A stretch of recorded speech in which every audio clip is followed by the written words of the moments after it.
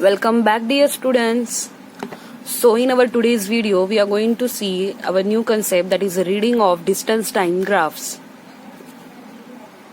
We know that the distance time graphs can tell us a lot about a journey. So generally when we see this distance time graph, we can get the idea that how much the duration was of that journey, what the breaks time is there. So many questions related to the distance and time can be get idea from these graphs. So if we have to draw this distance time graph, we will draw these quadrants. First quadrant, this is a origin, this is x-axis, this is y-axis, and we'll take time on horizontal x-axis. This is time on horizontal axis, and distance will be run on the vertical y-axis.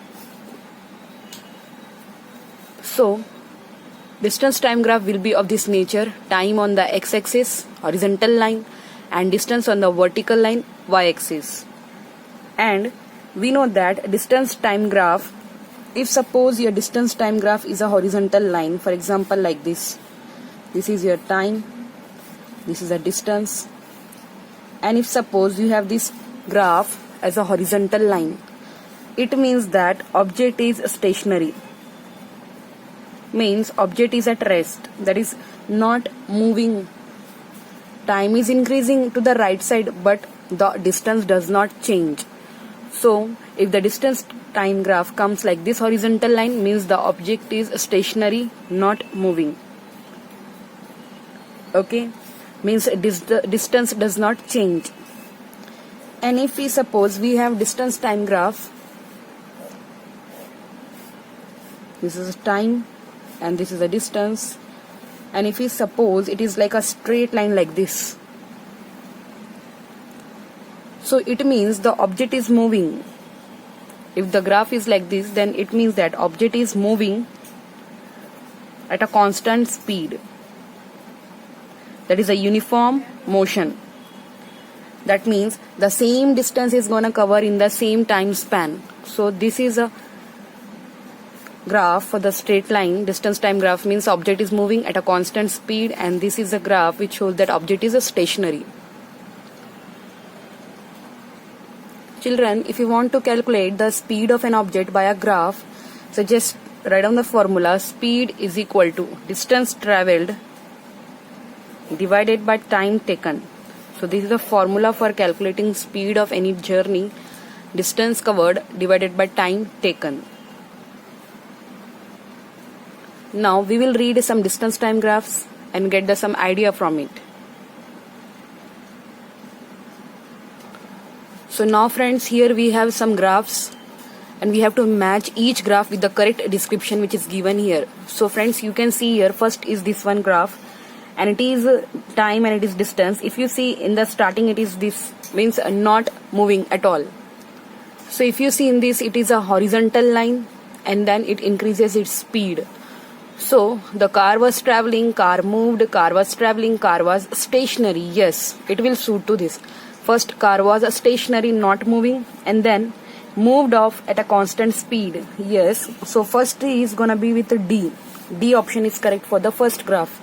That is, the car was stationary at a first and then moved off at a constant speed. Then we have the next one. And then we have the next one graph like this, distance and time. Here if you see, the car was moving and again it increased the speed. So listen here, if you see carefully, the car was moving at a certain speed and then it increased the speed, journey increases this direction. So you can say it will be the C option. The car was traveling at a certain speed and then increase its speed. And now if you see this third graph, distance time graph, if you see the from initial only journey, it is following the constant speed. That means you can see uniform motion. Car was traveling at a constant speed and then stopped. The car was moved at a constant speed throughout the journey. Yes, it is a B option. Car was moving at a constant speed throughout the journey. And in the last graph, if you see, it was moving and then stopped. So the A option, the car was traveling at a constant speed and then stopped. So this is the A option. So in this way we have match each graph with the correct description. Moving to the next question, here it is given that the graph shows an aeroplane's flight. What does one small square represent horizontally and vertically? So here you can say this is the time in minutes, this is a meters above the ground, and this is aeroplane's flight journey distance time graph given. So horizontally this 1 box represent 10 units. So horizontally it will represent 10 minutes. And if vertically if you see, it will represent 100. So that is 100 meters. Next is there, for how long was the aeroplane climbing? So aeroplane was climbing at this. That means the coordinates are 10, 1000. So it was at 10 minutes. It was climbing. This is the first highlighted point, second, third, fourth, fifth. So it was climbing 10 minutes. This answer is 10 minutes. How long means it's asking us time. What was the aeroplane's speed whilst climbing? We want to find out the speed here. So children, we know that formula for a aeroplane's speed is equal to distance upon time. Speed is equal to distance upon time. So initially its distance was covered 1000 and it took 10 minutes. So we'll simplify it, just we got 100 answer. So it is 100 meter per minute. So your answer is 100 meter per minutes. This is the answer. 100 meter per minute. 100 meter per minute. Then how long was the aeroplane in the level flight? So level flight, what is level flight? So in a level flight, it's not it reaches to the altitude, it is moving the constant. So if you see, here is a one level flight and here also it is a level flight. How long means we want to find out a time. So if you see here carefully, it is a 10 and it is gonna be 50 and it is 70 and it is 110. So 50 minus 10 is what? 40 minutes. And here 110 minus 70, again 40 minutes. So 40 plus 40, this total 80 minutes. 80 minutes the plane was in a level flight at a constant, not reaching the altitude. And the last question is, how long did the whole flight take? So if you see, it takes total 130 minutes.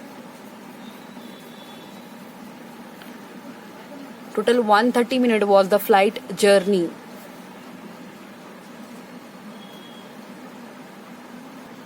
And next we have a question. Akshat was traveling in his car to a meeting. He set off from home at 6 a.m. and then stopped on the way for a break. This distance time graph shows his journey. Read the graph and answer the questions given below. First, at what time did he stop for his break? So this graph represents a journey, that time taken in hours and how much distance covered in kilometer. And the journey started at 6 a.m. So we'll conclude this as a 6 a.m. it started, then it is 7 a.m., then it is 8 a.m., then it's 9, 10, 11 a.m. 6 a.m. to 11 a.m. So these times represent the hours. So at what time? Did he stop for his break? So the break means this line, horizontal line. This is a break means horizontal line. So he stopped for 8 a.m. At 8 a.m.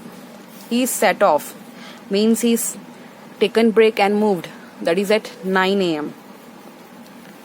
Get to his meeting place. So he reached his meeting place, that is destination here, that is at 11 a.m.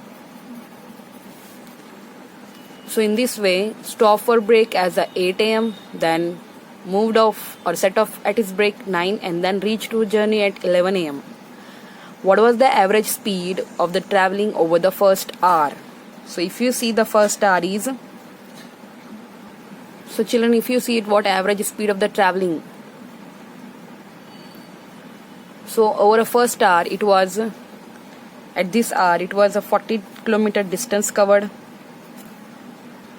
So if you see here, over the first hour the speed was, the first hour speed is equal to distance upon time. So distance was 40 kilometer and the time was just 1 hour. 6 to 7 means 1 hour. So it is 40 kilometer per hour. This was the time for the first hour. Then over the second hour means here. So if we see over the second hour, it covered 160 kilometer. So average speed we want to find out. So average speed is equal to total distance covered, total time taken. So if we see it covered a distance, this is a 160. We'll remove the first hour distance from it. 160 minus 40 will do. And the second hour the time was just 1 hour again. So it will be 120 kilometer per hour. This is the first hour time, second hour,